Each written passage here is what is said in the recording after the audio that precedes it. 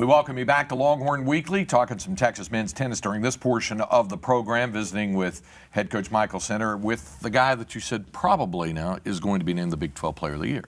If he's not, then there's something wrong with our system. I mean, played #1, went through the conference undefeated, didn't lose a set, was about to win again against Oklahoma, was serving for the match. So he's played a tremendous conference season, really a tremendous season overall for him at this point. So still more to go. I don't want him to rest on his laurels, but he's been a great leader and played really well. Talking about Soren Hess-Olesen, who is the Big 12 regular season champion at #1 singles, undefeated during Big 12 play. What does that mean to you, Soren?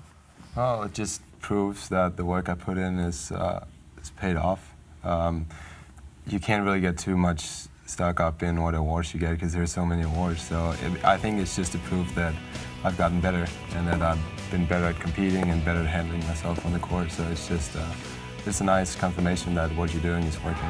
Michael, with the immense amount of talent in this league that we've talked about, nationally known talent, obviously it says something special about Soren to be able to sweep undefeated through all of that. There's no doubt. I think at one point there were 4, not including himself, 4 guys in our league that were ranked in the top 6 or 7 in the country.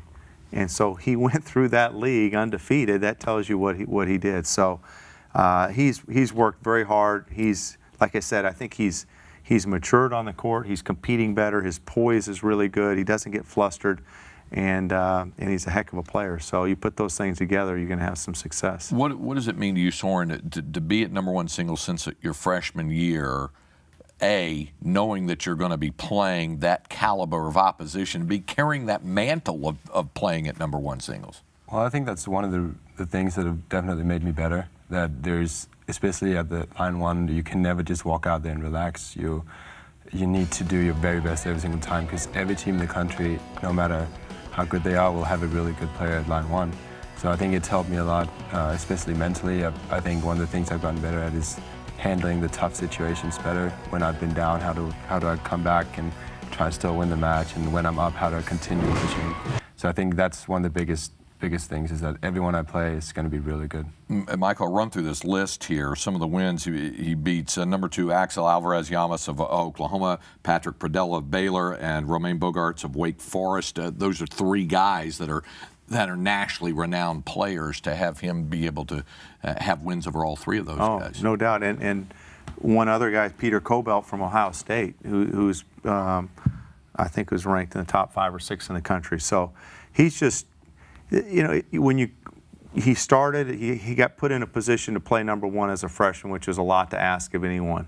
And it's easy to lose your confidence. It's easy to get down. It's easy to get frustrated if things aren't going your way. I mean, he faced tough match after tough match, and now to watch him out there and the way he handles himself, how professional he is, how he prepares, how he handles his tennis. There's so many things that can happen during the course of the match. There's no clock to run out.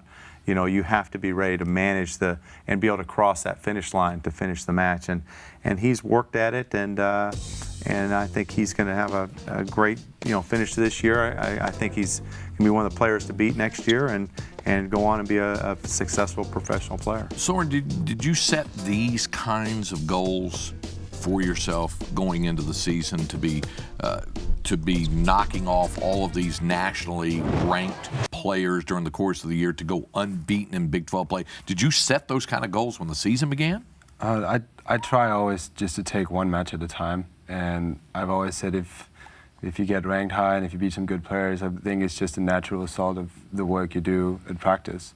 So I don't really have specific individual goals before the season starts, but I mean, you obviously never want to lose. So of course, I think everyone should have the goal of being undefeated, because you don't want to settle for anything less. But I'm just taking one match at a time, and I mean, it's been a good season so far, so just want to keep it going. What does it mean to you to get a chance to play in the NCAA at home?